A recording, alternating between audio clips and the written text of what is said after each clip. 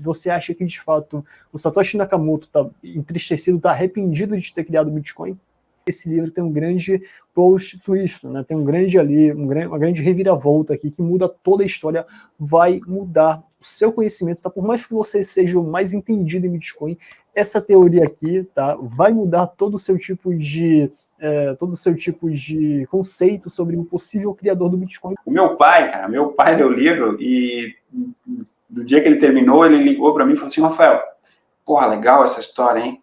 Pô, eu quero comprar Bitcoin, como é que faz? Começa com a Claire indo num galpão, né, numa warehouse, num galpão no norte dos Estados Unidos, averiguar uma situação lá, que eles têm uma suspeita de que nesse galpão possa ter alguma atividade terrorista, alguma coisa assim, e encontram lá dentro uma mineradora de bitcoins totalmente automatizada. Passa um pouco, é suspensa do FBI, da CIA por causa disso, mas continua a investigação mesmo assim, e vem a se encontrar com o Ulrich Fersen, que é esse programador alemão, né, esse economista alemão, que é um entusiasta do Bitcoin, eles não falam assim, a gente quer banir porque a gente quer controlar vocês, né?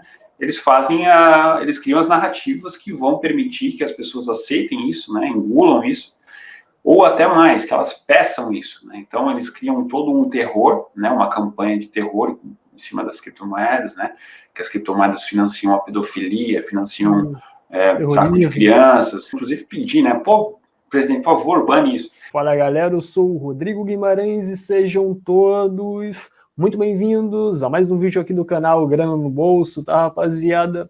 Seguinte, no vídeo de hoje vamos comentar ali uma fala sobre um delegado da Polícia Federal falando que o Satoshi Nakamoto tá muito chateado, tá? Que o Satoshi Nakamoto deve ter se arrependido de criar o Bitcoin, né? Mas será que isso é verdade? E será que, como é que tá o Satoshi Nakamoto? Será que descobriram ele? Porque notícias recentes falaram que ele seria um dos homens mais ricos do planeta. Será que conseguiram achar o cara? E por fim, vamos falar aqui sobre esse livro, né? O livro aqui, Satoshi, e vamos entrevistar, né? Para comentar todo esse tipo de, todas essas notícias, né?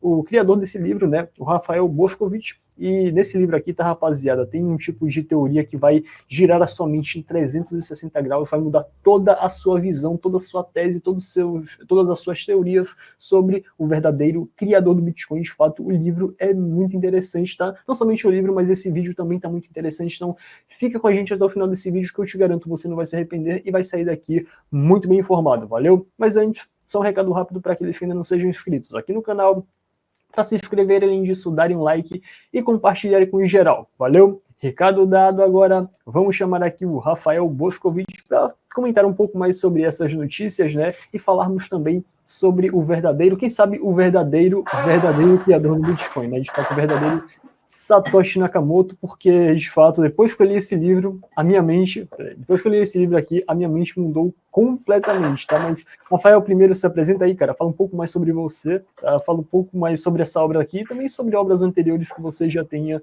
escrito. Fala, Rodrigo. Cara, é um prazer estar aqui contigo, obrigado pelo convite, né? Agradecer também quem está assistindo o vídeo. E, bom, sou o Rafael, sou autor do livro Satoshi, tenho também outros 3 livros publicados anteriores, sou advogado por profissão, trabalho com direito empresarial, enfim, muito ligado na combate aí à burocracia, regulamentações excessivas do governo, né? A minha atuação está muito ligada a isso. Com relação a esse livro aqui, com relação ao livro Satoshi, primeiramente eu queria que você falasse, né, queria que você desse a sua opinião sobre a fala desse delegado da Polícia Federal. Ele falou que o criador do Bitcoin estaria muito chateado porque, segundo a tese, né, segundo a fala desse delegado, o criador do Bitcoin teria criado o Bitcoin para ser uma moeda usada diariamente, né, seja para comprar um cafezinho na padaria, seja para você você pagar por bens e serviços ali no dia a dia mesmo, coisa barata. E, além do mais, né, o próprio delegado da PF falou também que o criador do Bitcoin teria em mente criar ali um tipo de moeda que não fosse, digamos assim, proibida pelo Estado, né, que não fosse, quem sabe, regulamentada, e que também fosse algo, digamos assim, completamente descentralizado, que na visão dele não é, né, que existem grandes pessoas ali que manipulam o Bitcoin. Eu queria saber um pouco da sua opinião, né, para eu dar aqui o meu pitaco sobre esse tipo de assunto, né? O que você acha sobre essa fala do delegado da PF? Você acha que, de fato, o Satoshi Nakamoto está entristecido, está arrependido de ter criado o Bitcoin? Então, eu não estava sabendo dessa fala aí do delegado da... Foi de quem? Da Polícia Federal? Da Polícia Federal, exato. Ou da Receita Federal? Não, foi da PF mesmo. Da PF. Parece que deu uma palestra, depois eu te passo o link. Legal. Cara, eu imagino que o Satoshi não deve estar triste, não, né? Ele criou um sistema revolucionário, talvez uma das coisas que mais revolucionou o mundo nos últimos anos, e mais tem para revolucionar ainda. Não consigo imaginar que a pessoa que fez isso, ou o grupo, ou enfim, quem quer que seja que tenha feito isso, esteja chateado, né? E acho que também nem vai tomar conhecimento aí, quem sabe não vai tomar conhecimento nem do Brasil, né? Quanto mais de um delegado da PF, enfim. Acho que ele não está muito preocupado com isso, não. Cara, de fato, olha, a minha visão sobre o assunto, esse tipo de fala não condiz com a realidade, tá? Por quê? O Bitcoin, como já dito, faz muito bem a função dele, sim, protege o valor das pessoas, é um tipo de ativo contra a inflação gerada, a inflação monetária gerada pelas casas de moeda e também pelos estados do mundo afora. É uma moeda que é deflacionária, claro que não vai ter ali uma valorização direta, né? Todo ativo tem ali os seus picos e fundos, né? Vai ter ali as correções, mas o fato é que o Bitcoin, pelo menos tendo a minha experiência, né? Tendo ali o meu uso com o Bitcoin, ele atualmente não serve de fato para ser um tipo de moeda que você pague o cafezinho. De fato, nesse ponto, até o delegado poderia ter razão, mas como uma reserva de valor e como um tipo de tecnologia que não seja parável, né, que não seja proibida, olha, eu acho que esse delegado está completamente equivocado. Por quê? Porque se você pegar, né, a própria Índia, China, né, a China que é um dos sistemas mais repressivos do mundo, foi lá, tentou proibir o Bitcoin diversas vezes, não conseguiu. Talvez tenha conseguido um certo tipo de êxito agora, recentemente, com o desligamento da região de Xinjiang, com algumas mineradoras ficaram inativas por um determinado tempo, então isso teria prejudicado ali um pouco a questão da segurança da rede, mas isso aí, na minha visão, mesmo que todos os países do planeta resolvessem desligar sua energia, que seria algo completamente danoso até para os próprios países, né, para as pessoas que não utilizam Bitcoin, mas se eles fizessem isso, existiriam várias outras formas da pessoa alimentar as máquinas de mineração, como, por exemplo, esse livro aqui mesmo fala. Esse livro aqui fala sobre a alimentação por meio de outro tipo de energia, que não é energia que as pessoas utilizam, né? E esse problema seria resolvido. Além do mais, olha, se o Satoshi Nakamoto, que não se sabe se é uma pessoa, se é um grupo de desenvolvedores, tá chateado, né? O cara com vários bitcoins na carteira pode estar trilionário, né? Ele pode ter várias carteiras e ninguém sabe. O cara pode estar trilionário. E assim, se o cara tá trilionário e tá triste, pô, a gente aqui que, digamos assim, que não tem nem 1/10 do patrimônio do Satoshi Nakamoto, iríamos estar como? Então, eu acho que o delegado pode ter ali os seus conhecimentos com relação ao Bitcoin, mas eu acho que ele ainda tem que aprender bastante sobre criptomoedas para falar sobre o Satoshi Nakamoto. Algumas pessoas até questionam, né, falam que o Satoshi Nakamoto não tendo aparecido, isso poderia ser um problema, porque não tem como você identificar quem está por trás do projeto, e por si só, né, isso diz muito sobre o projeto, você não tem como saber se o projeto é bom ou não.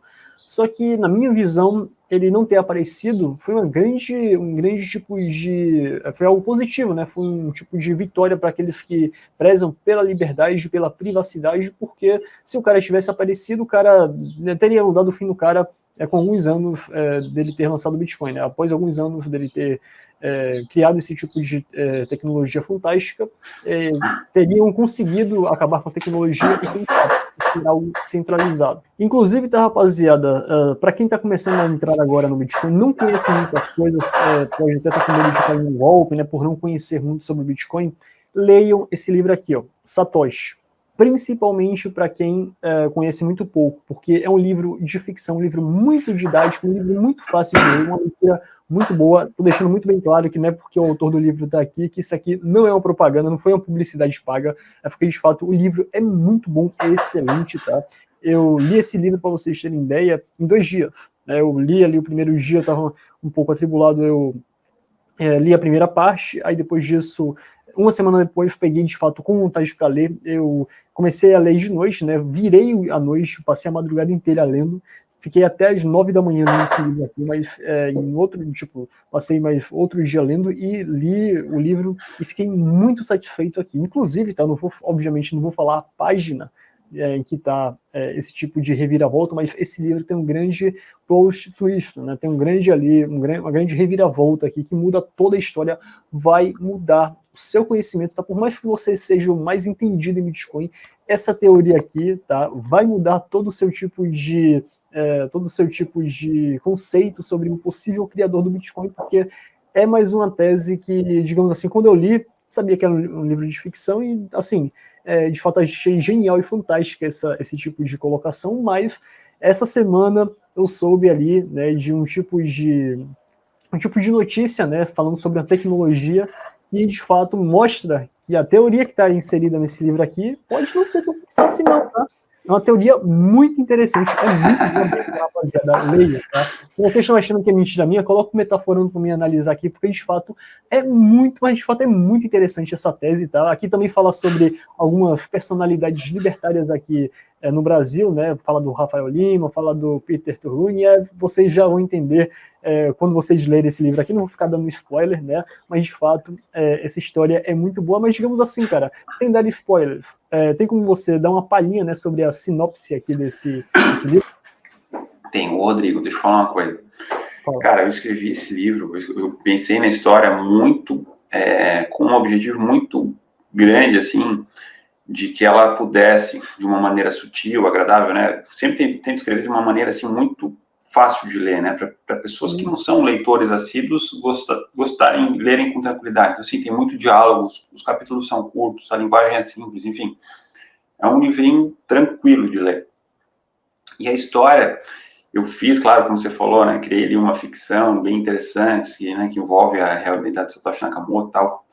Eu criei isso tudo para chamar a atenção, prender a atenção do leitor, mas que na história tivesse elementos de esclarecimento sobre ética libertária, sobre privacidade, sobre liberdade de expressão, sobre várias coisas, né, e sobre o Bitcoin, a criptomoeda, e sobre as possíveis tentativas de banimento ou restrição ao uso de Bitcoin, e o que as pessoas podem fazer para reagir a isso, que eu pensei assim, cara, eu quero que cada pessoa que lê esse livro, seja 1, 10, 20, cada pessoa que lê esse livro tem uma grande chance de ser um futuro, né, defensor da liberdade, defensor do Bitcoin.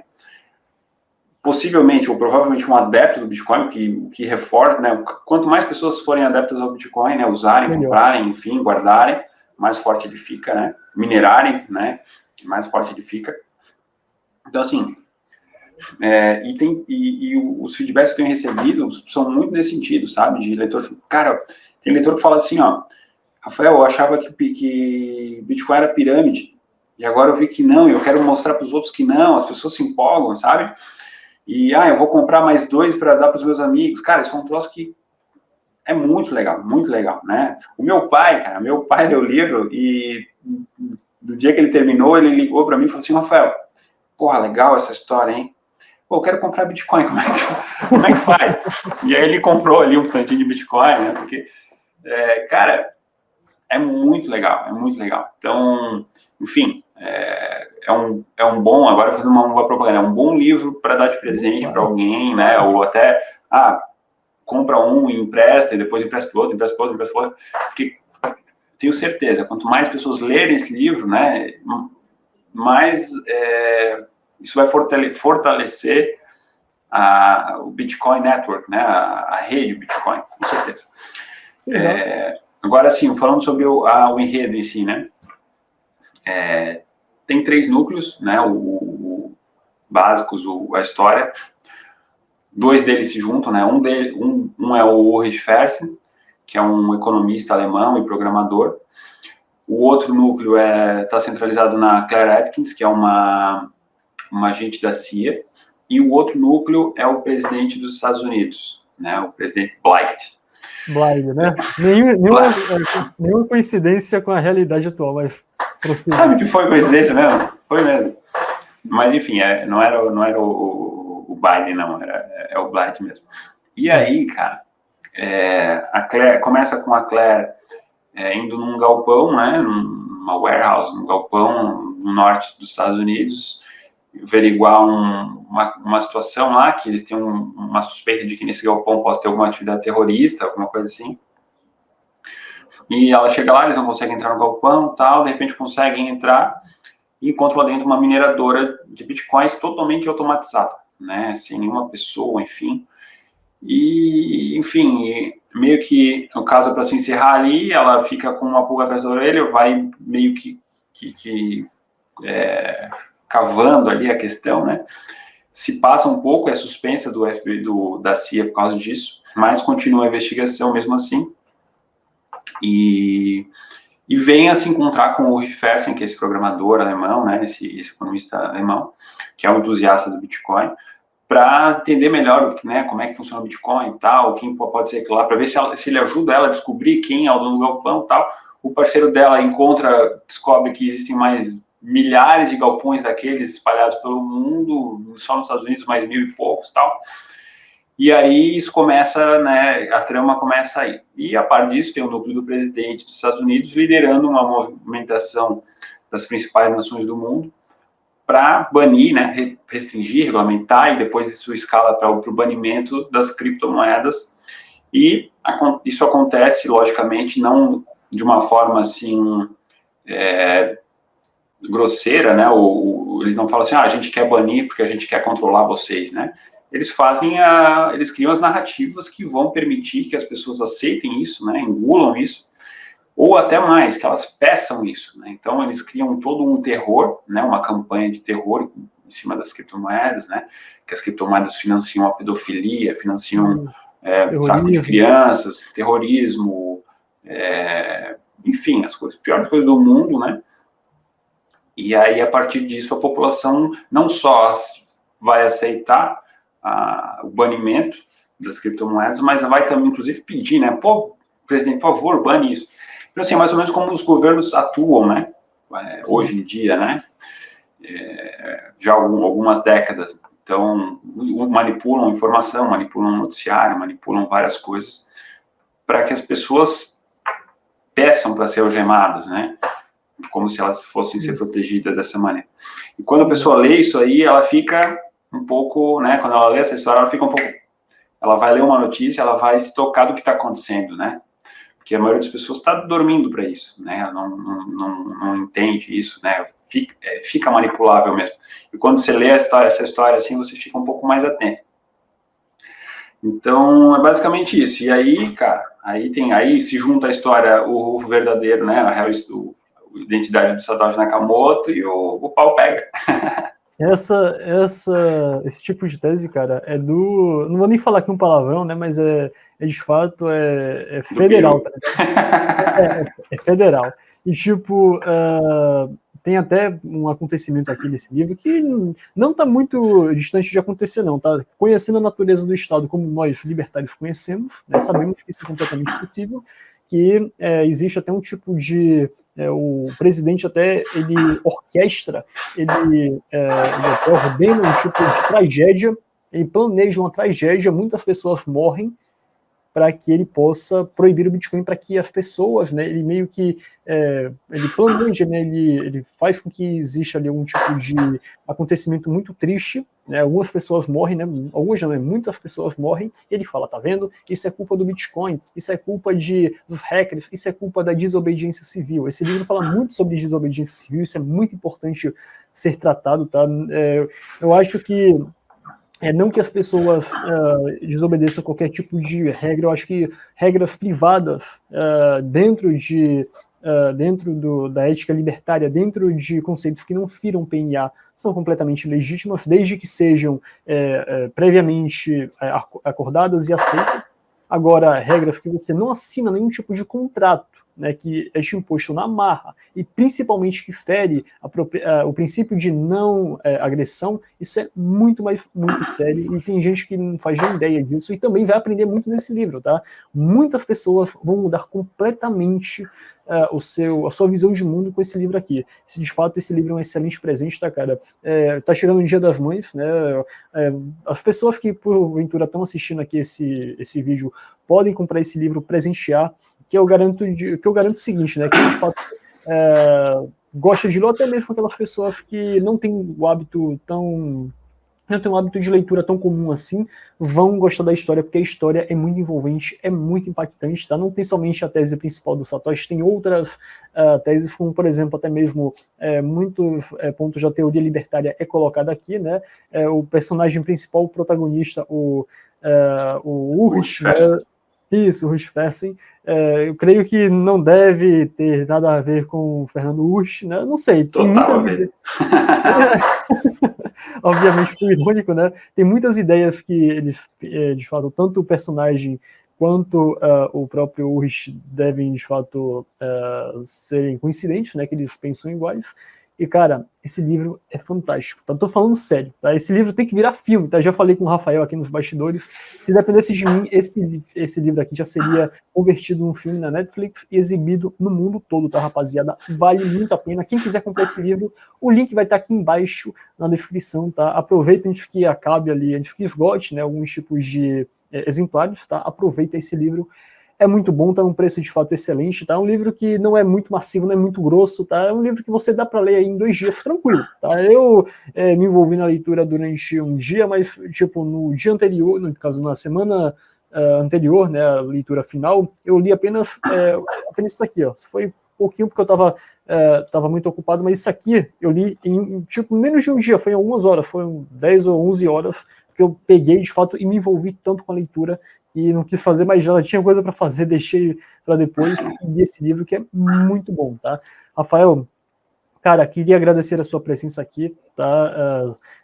De fato, a sua presença e também a sua obra vai, digamos assim, encaminhar as pessoas ali para o caminho certo, para o caminho da liberdade, tá? Queria agradecer você e queria agradecer também as pessoas que estão assistindo esse vídeo, tá? Mas considerações finais, cara, fica à vontade aí. Quero te agradecer de novo o convite, cara, sempre um prazer falar contigo. E já que tu falaste, tu vai me convidar de novo. Claro. Gostaria de vir aqui falar contigo quando eu fizer o lançamento da versão em inglês. Porque junto com o lançamento da versão em inglês, cara, eu vou lançar um troço muito legal, tá? Um negócio muito legal, que não é só para o público de leitura inglesa, é para qualquer idioma, né? Português também, obviamente, que vai ser um desafio, cara, muito divertido, muito legal, e que quem conseguir matar a charada vai ganhar uma grana.